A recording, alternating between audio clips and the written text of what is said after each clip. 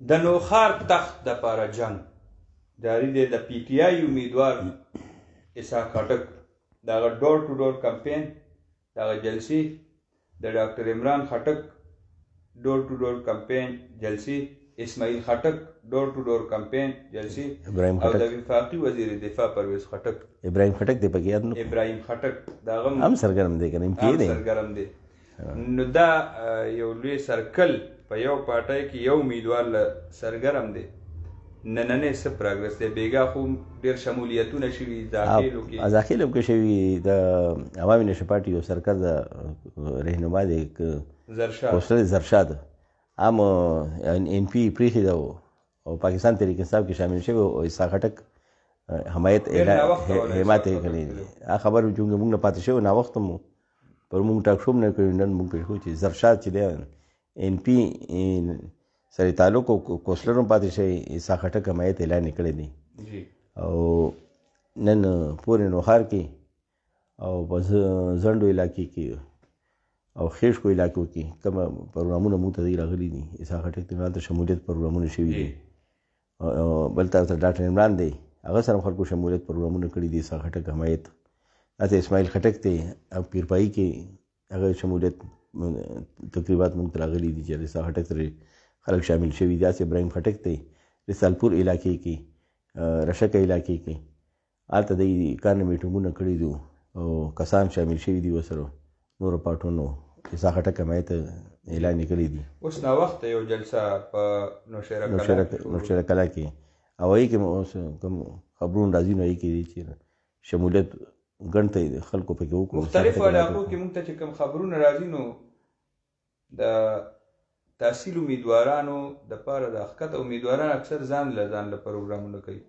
خو موږ نوشیره کلا کې چې کوم د دې بل ګورو نو امیدوار په مانکي کې په نورو علاقو کې امیدوار ځان له جلسه کوي نو هغه ورسره دوی دپاره مهم چلی.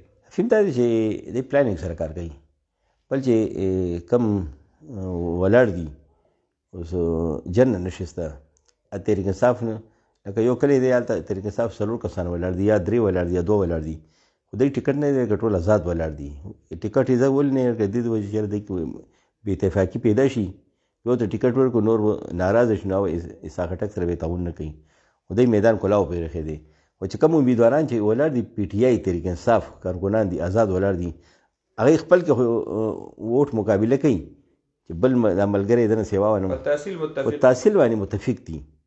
په تحصیل متفق نه اسحاق خټک ته چې ته 3 ولاړ دي یا 4 ولاړ دي یا 2 ولاړ دي تحریک انصاف هغوی په دې متفق چې تحصیل ورچي دا موږ اسحاق خټک ته ورکړو. بنیادي خبره دی کې دا هم ده چې سبا دی کامیاب شي نو کار یو کامیابیږي نو فنډ او دغه دپاره هغه تعلق بل وجه ده چې بل دا چې دا خلک چې دي کوم وزیر دفاع دی پرویز خټک هغه نه دی خپل کارونه ویستي دي او یا مزید هم پته مه دي چې که موږ د اسحاق خټک سره تعاون وکړو په الیکشن کې نو پلان خو وزیر دی په حکومت کې ناست دی مرکز صوبې دواړه موږ مني د مني نو موږ په خپل اسانۍ سره خپل کارونه ویستی شو.